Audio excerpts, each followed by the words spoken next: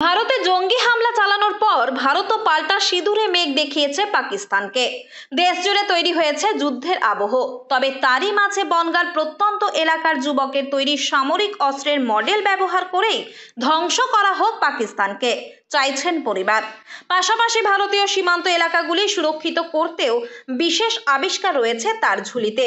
ফলে জঙ্গি থেকে অনুপ্রবেশকারীরা দেশে ঢুকে হত্যালীলা চালাতেও এবার পাবেন ভয়।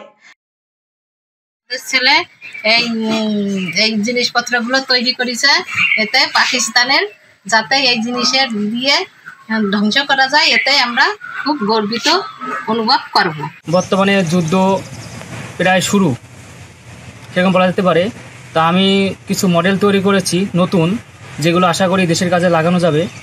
তা আমার ইচ্ছা, যদি এইগুলো সেনাবাহিনী এবং আমাদের সরকার যদি এইগুলোকে গ্রহণ করে বা আমাকে যদি একটা সুযোগ দেয় সেই দিকে, তাহলে আমি এগুলো কাজে লাগাতে পারি। ভারত বাংলাদেশ সীমান্তবর্তী প্রত্যন্ত বাগদার আউলডাঙ্গা গ্রামের কৃষক পরিবারের ছেলে অভিষেক সরকার। দেশের হয়ে কাজ করার ইচ্ছে অভিষেকের। পড়াশুনো আউলডাঙ্গা অমূল্যধন রায় বিদ্যাপীঠ হাই স্কুলে। ব্যাচেলর অফ আর্টস নিয়ে পরীক্ষায় উত্তীর্ণ হয় সে।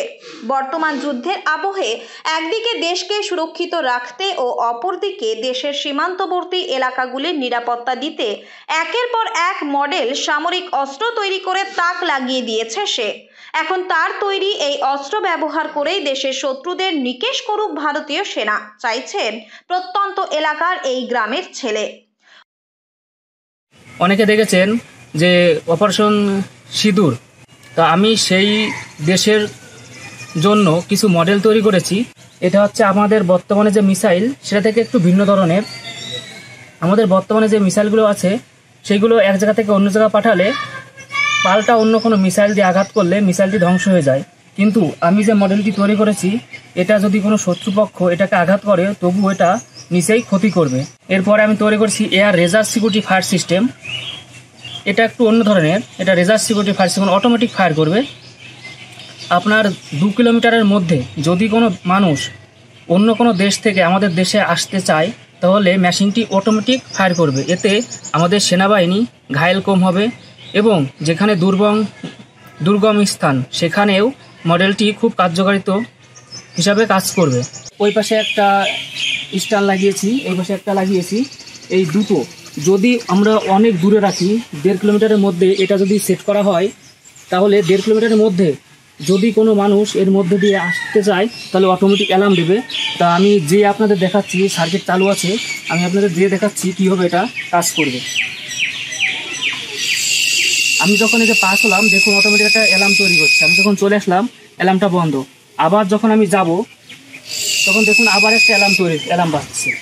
তো এইভাবে আপনাকে সিগন্যাল দেবে যে কোনো মানুষ অন্য কোনো দেশ থেকে আমাদের দেশে আসছে। এবার আমি দেখাবো কীভাবে অটোমেটিক ফায়ার হয়।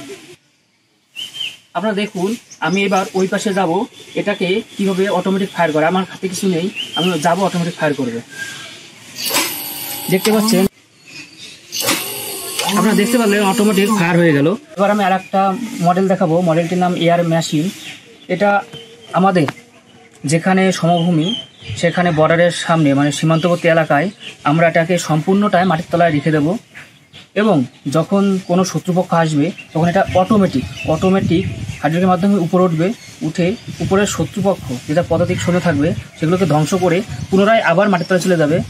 এইভাবে এই মডেলটি তৈরি করা, সেটা আমি দেখাচ্ছি কীভাবে এটা হাইড্রোলিক সিস্টেমে উপরে উঠবে। একটু লক্ষ্য করুন, এই যেভাবে উঠছে এইভাবে মাটিতলা থেকে সম্পূর্ণটাই মাটিতলা থাকবে। পরে আস্তে আস্তে মাটিতলা থেকে এটা উপরে উঠবে। উঠার পরে এবার লক্ষ্য রাখুন, উপরে শত্রুপক্ষগুলো ধ্বংস করবে, করে আবার পুনরায় মাটিতলা চলে যাবে।